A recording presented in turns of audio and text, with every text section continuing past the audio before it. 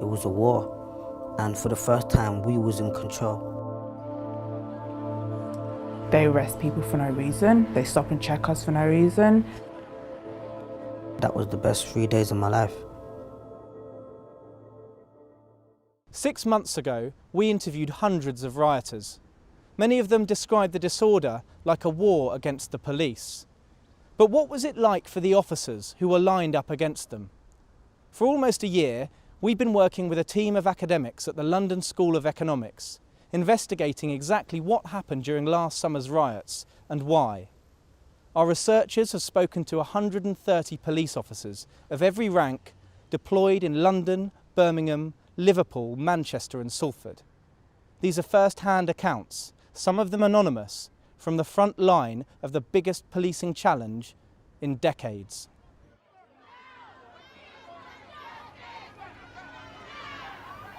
As I walked up towards the crowd, I vividly remember locking eyes with a particular lady within the crowd, and she started to chant "murderer, murderer," and hence the crowd sort of followed along and started to chant "murderer, murderer." Mark Duggan had been shot dead by police in Tottenham 2 days earlier. Chief Inspector Ade Adelaken had to manage a peaceful protest outside the police station. He was in charge that day. He spoke to Duggan's fiancée, friends and family. They wanted answers from the police in terms of what happened to Mark Duggan. And one of the other concerns is they wanted a more senior officer to actually convey those messages to them. I phoned the superintendent, the temporary superintendent, and he made his way within the time span, which was an hour that I was allowed. But unfortunately, family decided they had waited long enough, and they started to walk away from us. And I must be honest, as they started to walk away, literally see them in the background. And that's when the wave of bottles, street furniture, and everything started to come in. It was explosive. The Duggan family had no part in the disorder that was breaking out. Adelaken called for backup. The Met admits it should have arrived sooner. For 2 hours, his officers were outnumbered and under-equipped. They came under relentless attack.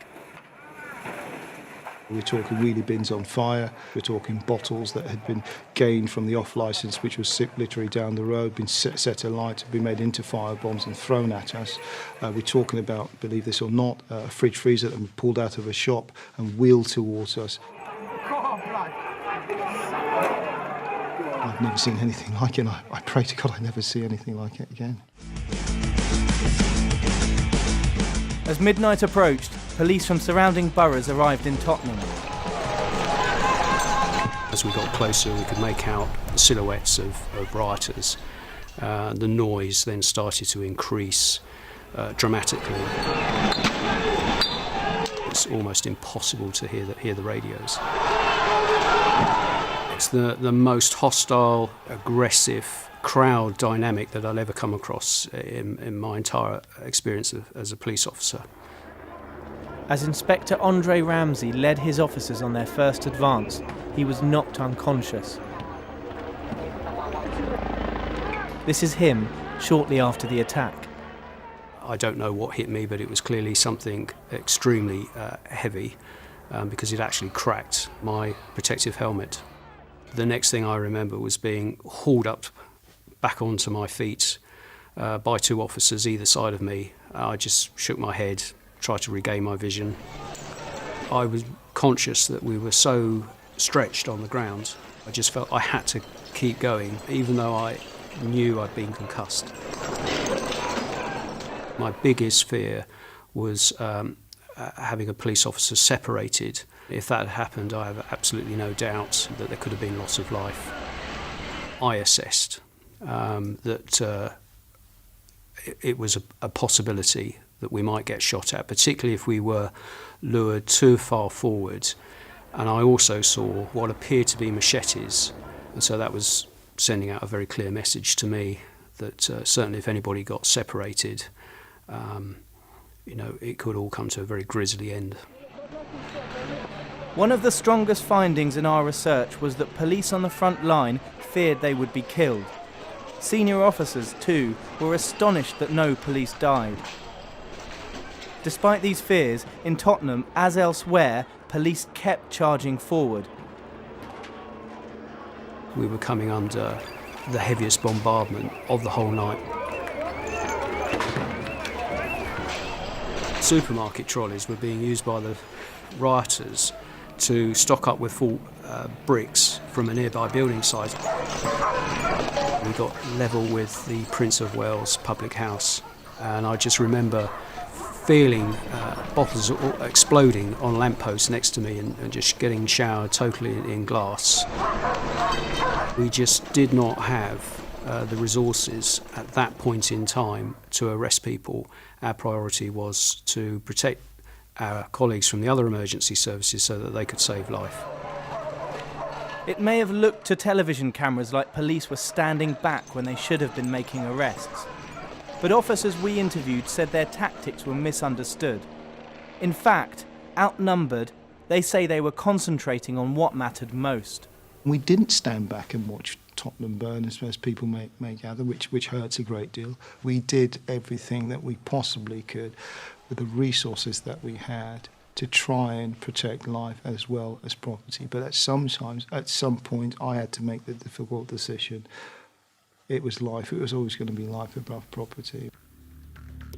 Over the next 72 hours, as riots and looting spread across England, police faced a level of violence many said they had never seen before. My colleague screamed, "I'm being attacked." And what had happened is this machete had just appeared through this hole in the window and had just started hacking at his hand. In Birmingham, gangs fired at police, even taking aim at the Force helicopter. In Liverpool, rioters fought vicious hand-to-hand battles with police. It wasn't looting. If they wanted to loot, they've got a 2-minute walk to the city centre and all the shots are in the city centre. It's simply a case of we want a scrap with the police are here, let's target the police and have a scrap with the police, let's get them. They absolutely ran us ragged. And while officers in Manchester focused on trying to stop looters in the city centre, in Salford they were overwhelmed and chased out. But it was in London where police were most under-resourced. So desperate had they become that some of the force's least experienced officers found themselves on the front line. When it all kicked off, that was one of my first ever shifts. As disorder broke out in Hackney, Michael Lewis was on his first day in uniform as a special constable, a volunteer role.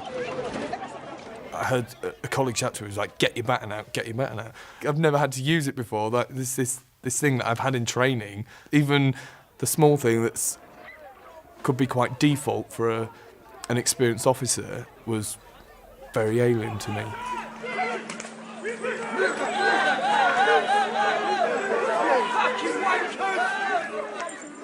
There was pockets of people that were being very violent. Once officers were there, we were the target. They had control at that point, and I think a lot of them knew that. It was venomous.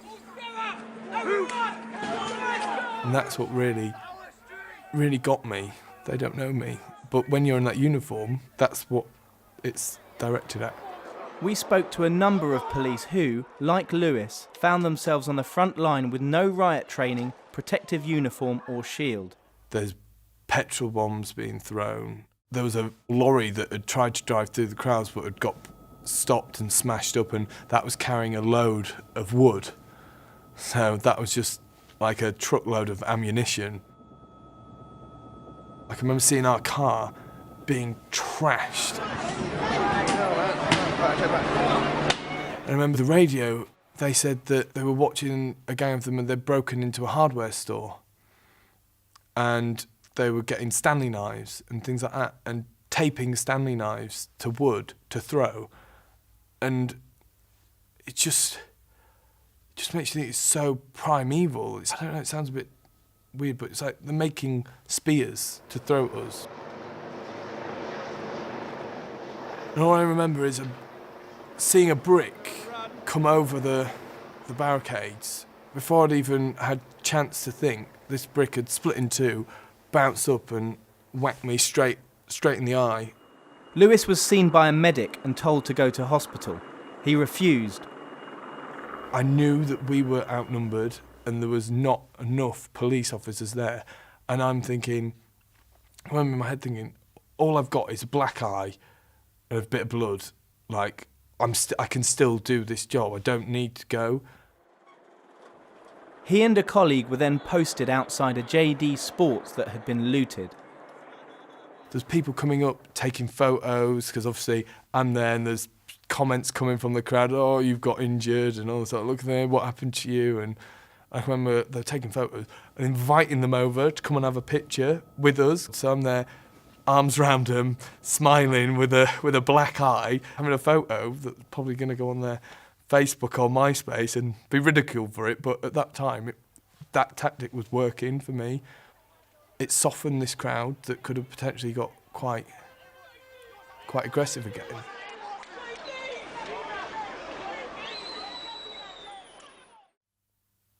To be stood there again, knowing what the potential is,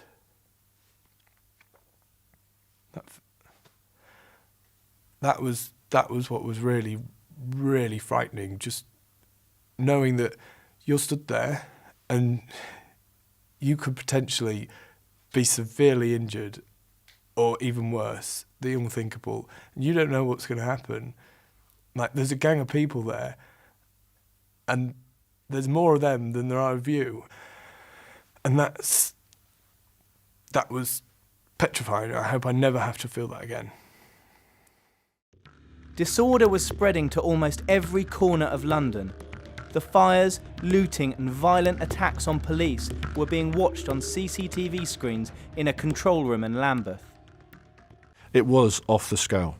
In 28 years of policing and 25 years of that involved with public order, I've never experienced it. I don't think the country has. Chief Superintendent Adrian Roberts was the Met's Silver Commander, the man in charge of tactics. He also ran the Met's review into its handling of the riots. The fact is we ran out of people, and it almost became a lottery as to what time the disorder started in what particular borough, as to whether they were going to get the resources that that they would needed to actually put it right. It was just soul destroying. Roberts was forced to watch intense fires sweep across Croydon. The firefighters needed police escorts. He told them he had run out. I was brought up there, married there. It's my town. Seeing my own borough then suffering in the way that it did, again was quite hard to take. But why had the Met run out of officers? Help was available. There is an emergency system to mobilise riot-trained officers from regional forces, a kind of SOS for police in times of crisis. Other forces used the mutual aid system well, but the Met did not activate the call for help until Monday, the third and final day of rioting. If they'd put the resources in on the Sunday, certainly I don't think would have spread across the rest of the country like it did. I don't think we did enough, or the Met did enough, and certainly I think the national mobilisation should have been put into place on a Sunday, a lot quicker than it was. By the Monday afternoon, only 500 extra police from around the country had arrived in London, and some of them immediately encountered problems. We were sat in this car park. There must have been 200 or 300 police officers. We were constantly badgering our supervisors to find out what's going on. The Metropolitan Police Service were operating much of what was going on their internal radio channels. The information we were getting was, we can't access the radio channels and the command channels that were being operated in both Hackney and Croydon. So for that very reason, we're not going to be deployed there. That was the most frustrating thing that I'll take from that night. Obviously, we're all sat in the van, we're taking phone calls from our loved ones who are watching it all live on television. Croydon's on fire, the police are under attack in Hackney, and we're sat in a car park for the simple reason that we can't get onto the radio channel that they're operating on. In this day and age, I just think that's laughable. It just meant that a massive amount of resources that had been mustered into the capital that day were basically useless, and they were being sent to menial stuff when quite clearly there were other areas in desperate need of help. We never got to any seats of disorder in time, and it seemed to be almost shut the gate after the horses bolted, fire brigade type policing, go, go, go, but we never actually got anywhere. There was no direction. We never met our commanding officer, and we were pretty much in the dark. Those 200 officers would clearly have been better than what was already deployed there. We may well have quelled it a lot quicker than it did. It may not have got to the extent that buildings were burning and, control had been lost completely. There were complaints from several different forces. One officer told us that 9 vans of police from Thames Valley in Hampshire were turned back from the Reeves furniture store in Croydon. He said it was because a Met commander wanted Met resources. None were available, and so in his words, Croydon burned. One of the things which officers have been telling us is that they largely were not deployed to the areas where the worst disorder was, right, because of problem with radios, that they weren't on the Met radio channel. Okay, well, I'm not aware of that. The work that's been done in the longer term around the radios is being picked up elsewhere, but certainly on the nights we weren't aware of that. In fact, the feedback that we'd had was that our Airwave, which is the national system that we use, actually works very well, and it was one of the things that did work very well for us. It's true that as a force, we have not had an awful lot of experience of bringing in such large numbers from outside forces. Normally it's the other way around. And there are lessons that we can learn from, and have learned from, that whole mutual aid deployment bit. But I can assure you that if I'd have known that cops were sitting in car parks, they would have been deployed pretty quickly. Just so you're clear, what they were telling us is that they weren't able to access that Met channel. And as a result of not being able to access it, they couldn't be deployed on the front line. Okay, well, I don't know the answer to that particular question around the radio channels. It certainly isn't something that's been fed back to me through the review, and all the mutual aid officers were interviewed as part of our review. By the Tuesday, most of the officers from outside London had arrived. They helped bolster a huge show of force. 16,000 police were deployed on the capital's streets. When you had the 16,000 officers in place on the Tuesday, there was no rioting in London. So I guess the question is, would it have been possible to have those 16,000 officers deployed on that Monday? It may have been a deterrent. No, it's hard to say. It may have been a deterrent that there were 16,000 cops, so people didn't come out to cause criminality like they did. But the truth is that we didn't see the large groups gathering like we had the previous night. So it wasn't that it was there and we were able to deal with it. It didn't actually transgress in front of us. Could we have got the 16,000 out before? If we'd had the Monday night happen the day before, maybe we would have done. But there was nothing to suggest that we needed that many officers on that particular night leading into it. But the intelligence forecasting the scale of riots did exist, and much of it was on social media.